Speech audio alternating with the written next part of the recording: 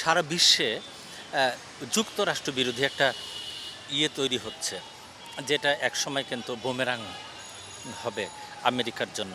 যুক্তরাষ্ট্রের এই যে মাতবরি দুনিয়াব্যাপী এবং যতগুলো আক্রমণ এ পর্যন্ত আমরা দেখে আসছি মুসলিম বিশ্বের উপরে, মুসলিম জনগোষ্ঠীর উপরে, মুসলিম বিদ্বেষী এই যুক্তরাষ্ট্রের মনোভাব কোনোভাবে মুসলিম বিশ্বের না, সারা বিশ্বে কারোর জন্য কাম্য নয়। আর দুনিয়াতে এত ঝামেলা হচ্ছে, এত কিছু হচ্ছে, মানবতার কথা বলে যারা বিশ্বে মোড়লি করছে, তারা যে কাজগুলো করছে এটা একেবারে তাদের মানে বলবো আমি হিতে বিপরীত আর কি হচ্ছে।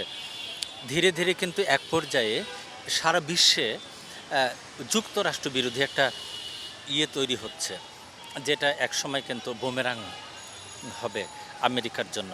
এটা কোনোভাবে কাম্য নয়।